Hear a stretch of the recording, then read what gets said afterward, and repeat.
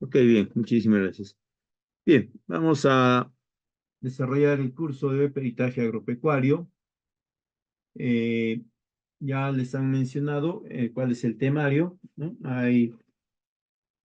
Se va a tratar los siguientes aspectos: generalidades del peritaje, cuál es el procedimiento del peritaje agrario, uno orientado hacia lo que son los bienes agrícolas y otro hacia lo que son los productos agrícolas.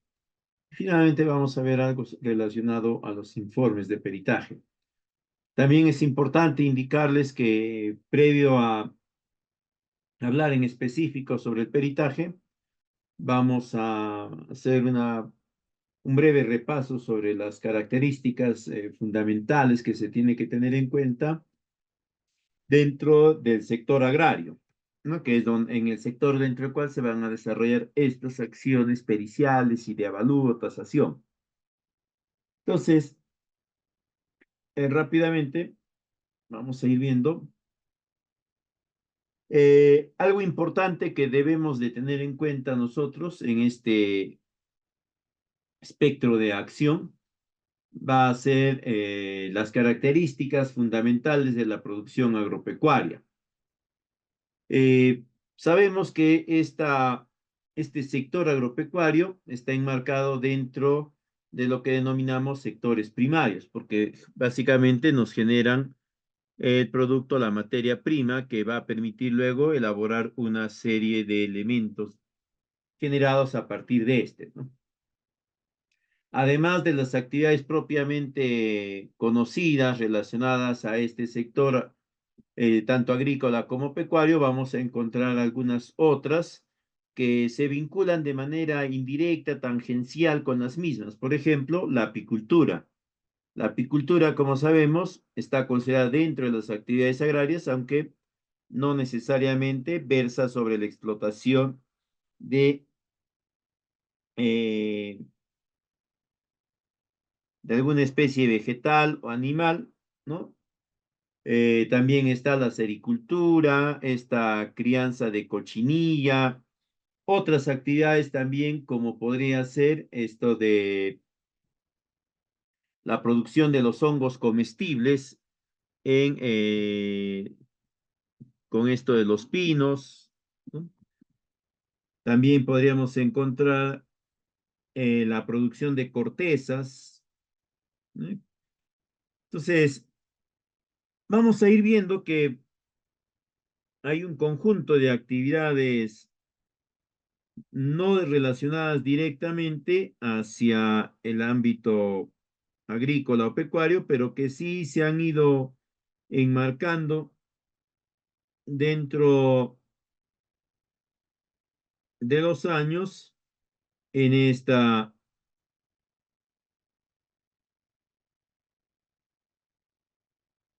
en este sector. Otra característica es que eh, el segmento o el medio en el cual se desarrollan estas actividades es principalmente el medio rural, y también vamos a encontrar a la actualidad que parte de este medio periurbano también se considera dentro del espacio de desarrollo de estas actividades. Y esto es importante considerar porque el segmento periurbano tiene características muy particulares que no necesariamente son parecidas o similares siquiera a las características del medio rural. Pero dadas situaciones específicas, ¿ya?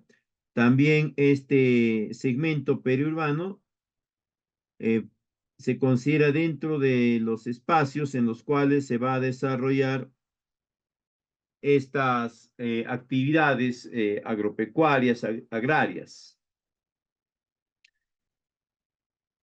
Un aspecto determinante es que estas van a involucrar siempre procesos de explotación, uso y aprovechamiento de especies vivas, así como también la explotación de recursos naturales como puede ser el suelo, como puede ser el agua, y que estas van a requerir algunas acciones específicas para poder generar los beneficios esperados. Cuando hablamos de explotación, por si acaso, se entiende que es un uso eh, orientado a la generación de beneficios, pero cumpliendo o considerando ciertos elementos de sostenibilidad. En otras palabras, es una explotación que se entiende va a tener rasgos que le permitan continuar siendo considerada un medio de vida, es decir, una actividad a través de la cual se generan ingresos, se generan beneficios para quien conduce o quien lleva adelante la actividad productiva.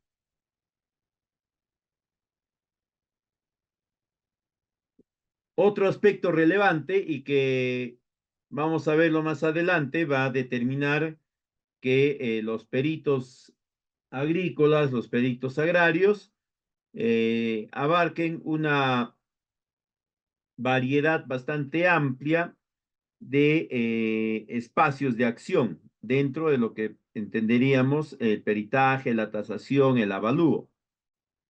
Y esto es debido a que los procesos productivos a través de los cuales se desarrolla este sector agropecuario son variados, ¿no? Van desde el, la acción clásica que todos entendemos cuando hablamos de actividades agrarias, agrícolas, agropecuarias, que es la explotación, el manejo de una especie viva, generalmente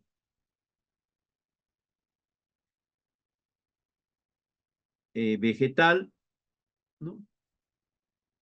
Hasta la incorporación de ciertos recursos, algunos de ellos sumamente específicos que no van a ser similares o parecidos, ni siquiera similares a los recursos que se implementan en otros sectores, en otros espacios de producción, ¿no? Por ejemplo, tenemos los sistemas de fertirrigación, que no son o no tienen ninguna semejanza con una infraestructura de producción de polos, con una infraestructura de producción de, qué sé yo, de botellas, etcétera, ¿no? Tiene características muy particulares. Pero además de estos recursos de infraestructura, van a estar también presentes, ¿no? La incorporación de ciertos insumos determinantes para poder obtener el producto final y que éste pueda estar vinculado a la generación de beneficios. Estamos hablando ya de los insumos de aporte nutricional, de los insumos para el control, el manejo sanitario, de los insumos para la obtención de un producto apropiado, de un producto que eh, responde a las características y a las exigencias del mercado, ¿no? Asimismo, dentro de estos procesos productivos, dependiendo ya de la disponibilidad de recursos, de del relieve o de las características topográficas de la finca o del fondo de producción, va a existir la posibilidad de incorporar elementos de automatización o de mecanización a través de la incorporación de algunas maquinarias productivas. Pero este conjunto de procesos productivos va a ir un eslabón más allá, no va a quedarse en el eslabón netamente de producción, sino puede pasar al eslabón de postproducción, es decir, de transformación, ¿no? En el cual ya van a haber otros elementos adicionales, infraestructura mucho más específica, una planta de transformación en extruidos, una planta de transformación en harinas, etcétera, que a su vez van a comprender otros elementos, como son los equipos, las maquinarias, que son también características del proceso productivo. Entonces, como vemos, cuando hablamos del sector agropecuario, eh, estamos contemplando una variedad muy amplia de procesos, de acciones, de elementos, de recursos que se van a ir incorporando y que van a formar parte en determinadas oportunidades de los elementos de atención del perito a través de la tasación, el avalúo, el peritaje, la valorización, etcétera. Ahora, algunos aspectos importantes que se tiene que tener en cuenta sobre este sector productivo, el agropecuario, vinculado a los principales aspectos eh, de estas actividades como medio de vida. Vamos a encontrar en primer lugar la inversión. Entonces, cuando nosotros, al desarrollar las actividades del peritaje, vamos a analizar un proceso productivo para determinar las causas, el origen, la implicancia, etcétera, del siniestro o del evento que es materia de la necesidad de avalúo o de tasación o de peritaje. Un primer aspecto que tenemos que determinar nosotros es la inversión. ¿Cuál ha sido la inversión que el beneficiario, que el administrado, el agente que está siendo objeto de la pericia, ha generado ya en pos de este proceso productivo? Y cuando hablamos de estos egresos o de estos montos de inversión, vamos a encontrar tres, tres subtipos específicos, ¿no? El primero va a ser en los bienes o en los elementos tangibles, es decir, todo aquello que puede ser medido, que puede ser observado, determinado, cuantificado de forma directa y con alto nivel de exactitud. Entonces ahí vamos a hablar siempre de estos elementos, ¿no? Infraestructura, para empezar, ¿ya? Luego también vamos a hablar sobre maquinarias, equipos, herramientas, vehículos, que son elementos necesarios para el desarrollo de un proceso productivo y que de no existir, de no estar presentes en la unidad productiva, en la finca, se tienen que agenciar. Puede ser de forma directa o de forma permanente, perdón, a través de una adquisición, de una compra, como también puede ser de forma temporal a través de un alquiler, ¿no?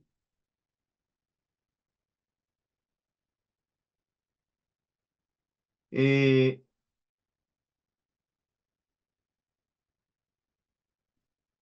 y ahí hay un aspecto importante que lo vamos a ver más adelante con algo de detalle.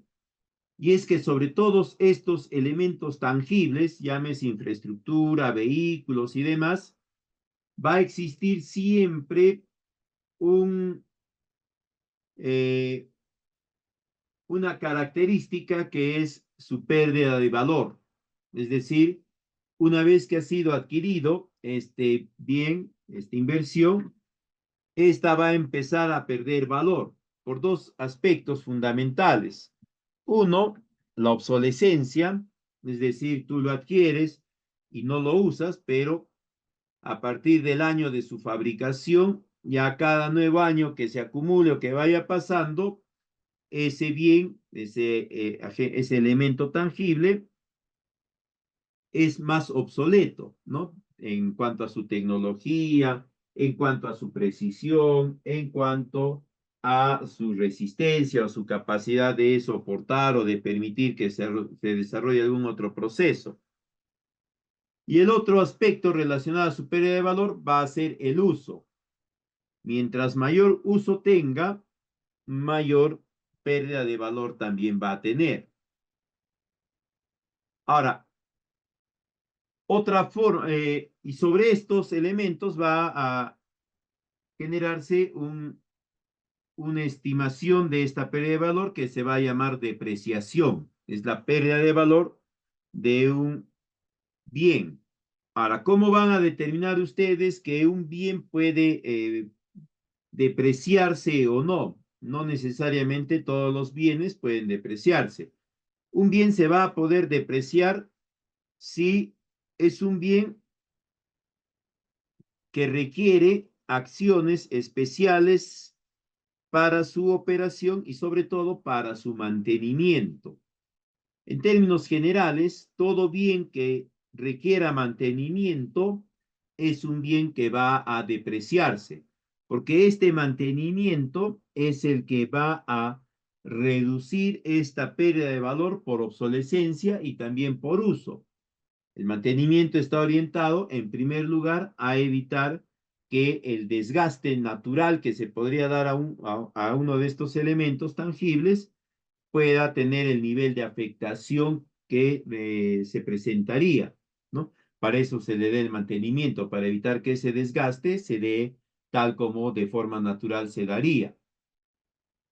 Y al mismo tiempo, el mantenimiento va a permitir ir verificando la obsolescencia, principalmente la obsolescencia tecnológica.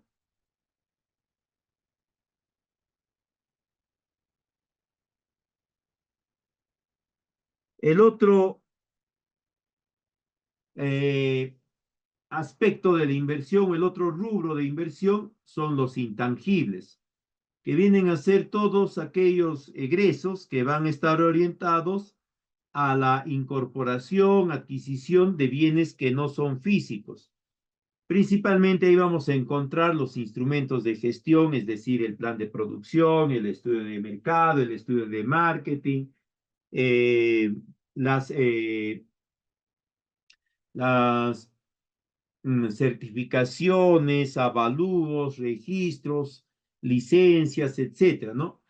Además de ello, va a estar también dentro de este rubro de inversión en intangibles aquellos aspectos o aquellos elementos vinculados a la generación o al perfeccionamiento de las capacidades, de los conocimientos por parte de los involucrados con el proceso productivo de forma directa e indirecta. Estamos hablando de la capacitación, el entrenamiento, el perfeccionamiento, la actualización, ¿no? Que no van a poder ser depreciados, es decir, no hay una pérdida de valor año tras año o periodo tras periodo, pero sí lo que existe sobre estos es un periodo de vigencia o de validez, ¿no? Por ejemplo, a mí me toman como el especialista en postproducción de, qué sé yo, de gramíneas, ¿no? Así en líneas generales. Y yo tengo ciertos estudios de especialización relacionados a la poscosecha, qué sé yo, o incluso a la transformación, ¿no? Pero esos estudios, esa especialización que tengo, tendrá validez hasta que no se genere o mientras no se genere un nuevo esquema, un nuevo protocolo. En cuanto se genere un nuevo esquema, un nuevo protocolo, mi perfeccionamiento, ¿no? Ya no va a tener la misma calidad de aporte que tenía anteriormente. Entonces, estas inversiones en no tangibles van a perder valor de forma, digamos, prorrateada en su periodo de vigencia, ¿no? Por ejemplo, si tienes una licencia de funcionamiento, una licencia o un registro sanitario, etcétera, que tiene una validez de 2 años y te ha costado, digamos, obtenerlo, gestionarlo, tramitarlo, unos 5.000 soles, quiere decir que ese monto lo dividirías entre el periodo de vigencia, que serían 2 años, y cada año se le resta ese monto a ese bien intangible, pierde valor en ese sentido, pero no en depreciación, por si acaso. Y luego tenemos el tercer rubro de la inversión, que es el capital de inversión. Este es necesariamente una cantidad de dinero que tiene que estar disponible para que pueda ser invertido de forma puntual en el desarrollo de las actividades del proceso productivo. Principalmente está orientado a lo que es el pago de la mano de obra, el pago de los servicios, ¿ya? Y la adquisición, la incorporación de insumos para el proceso de producción. Acá es donde hablamos básicamente del capital para el proceso de producción, es decir, el capital que se requiere para producir 1, 10, 20 hectáreas de plátano, de mango, de papaya, de arveja, de tomate, lo que fuese. Porque este capital de trabajo te va a permitir a ti hacer frente a las exigencias de pago de ciertos agentes, proveedores de servicios, proveedores de bienes, que no necesariamente te van a dar grandes periodos de gracia o periodos de tiempo para que puedas tú cumplir con los pagos respectivos, ¿no? Uno de ellos principal es la mano de obra.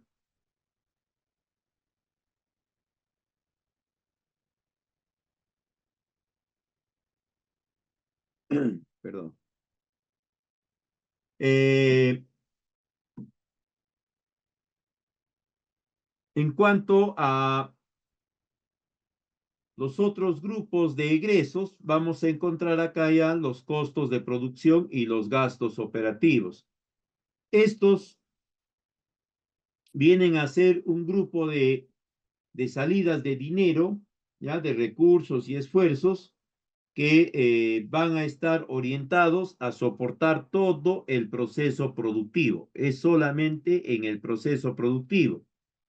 Es decir, si no hay proceso productivo, varios de estos no se van a llevar adelante. Varios, no todos. ¿Ya?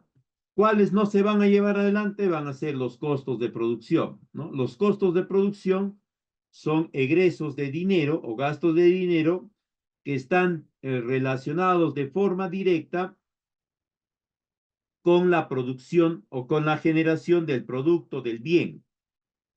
Y se pueden dividir o los vamos a dividir en dos grandes subgrupos, ¿no? Los costos indirectos o fijos, que son aquellos que no van a variar dependiendo de la cantidad o la calidad de producto que se genere. Y el otro son los costos directos o variables que sí cambian, se modifican, varían, se incrementan, se reducen, de acuerdo a si también se incrementan o se reducen los volúmenes de producción, la expectativa de producción. Por ejemplo, digamos que en semilla, ¿ya? Yo gasto, un ejemplo, 10.000 soles por hectárea.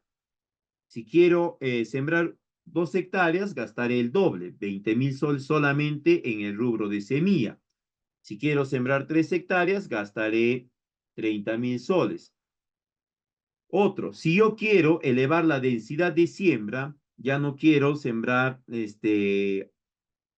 a una densidad de 10.000 plantas por hectárea y que me cueste 10.000 soles, sino ahora quiero sembrar a una mayor densidad, 15.000 plantas por hectárea, ¿no? Me costará 15.000 soles solamente en semilla, porque ya estoy incrementando la cantidad de esta semilla en función a la cantidad que espero obtener. Y me costará, pues, como les decía, 15.000 soles en semilla por hectárea. Esos son los costos directos o variables. Los costos indirectos, como ya les dije, son aquellos que no van a variar, ¿no? Siguiendo la misma línea del ejemplo anterior, voy a gastar, si siembro a una densidad de 10.000 plantas por hectárea, voy a gastar 10.000 soles en sembrar una hectárea. Esa hectárea, asumiendo que le he adquirido, me estará costando, qué sé yo, vamos a poner 5.000 soles, ¿no? 5.000 soles para sembrar a una densidad de 10.000 plantas por hectárea. Si yo quiero sembrar 15.000 plantas por hectárea, como les mencioné, la semilla será un costo variable. Me costará ya no 10.000, sino 15.000 porque estoy subiendo el 50%. Pero la hectárea me van a seguir alquilando al mismo precio, a los 5.000 soles. No me van a decir, ah, no, Inge, yo te alquilo mi hectárea para que tú siembres, ¿no? 10.000 plantas en toda la hectárea. Y después de un par de meses, van y dicen, Inge, pero has sembrado 15.000, ya me debes el 50%. No sucede eso, ¿no? Entonces, ese costo de la hectárea, por ejemplo, es un costo denominado indirecto o fijo, porque no cambia dependiendo del incremento o la reducción de la producción. Ojo, los costos directos e indirectos se activan únicamente cuando hay proceso de producción, ¿ya? Porque va a haber otro conjunto de egresos que son los gastos operativos que no se van a activar cuando no hay, o que se van a activar indistintamente si hay proceso de producción o no. Por ejemplo, tenemos, ¿no? Para un agricultora que tiene que estar en permanente contacto con el mercado, ¿no? De insumos, de servicios logísticos, eh, etcétera, ¿no? Él paga una tarifa de su plan postpago en la compañía X, ¿no? Y la paga mensualmente, la paga, eh, si es el caso de Sierra, entre los meses de octubre y mayo, que se culmina la campaña, él lo paga. Pero va a seguirlo pagando en los meses de junio, julio, agosto, septiembre, donde ya no hay proceso de producción. Ya se cosechó todo en mayo, se recogió toda la cosecha, se vendió, pero este productor necesita seguir disponiendo de su plan postpago para poderse comunicar, coordinar con potenciales articuladores comerciales, potenciales ofertantes de insumos, de servicios logísticos, etcétera, etcétera. Y él va a seguir pagando. Digamos que paga 60 soles por mes, ¿no? Lo pagará mientras mientras entra en producción, es decir, cuando el proceso de producción se activa, lo pagará entre octubre a mayo y lo seguirá pagando cuando ya no hay proceso de producción, ¿no? Eso se denominan gastos, ¿no? Gastos operativos y pueden estar referidos a los segmentos de administración, de comercialización, financieros, impuestos generalmente. Por lo general son gastos, son egresos que no se van a recuperar por la venta directa del producto, ¿no? ¿Por qué? Porque, como les dije, ¿no? No se asocian al proceso de producción únicamente. Neftali, buenas noches. ¿Cómo se divide el desgaste para el caso de plantaciones permanentes o frutales? Ya, ahí no mides el desgaste, sino ahí tú determinas la pérdida del potencial productivo. Sabemos que las especies vegetales tienen un potencial productivo, ¿no? Si son anuales, su potencial productivo se reduce a ese periodo de vida, a ese año, y dentro de este hay un periodo de producción, ¿no? Que es generalmente cuando alcanzan la madurez, etc. Para las especies permanentes o frutales, sabemos que hay un periodo inicial donde no producen, luego ya pasan algunos años, 2 o 3 años, y empieza su proceso de producción. Y generalmente, la gran mayoría, entre el año 3 y año 4, es donde muestran su máximo potencial productivo.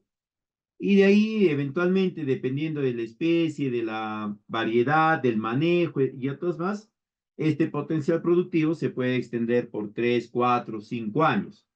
Pero después de eso, como comprenden ustedes, la planta también ya empieza a entrar en un proceso de senectud, es como nosotros, ¿no?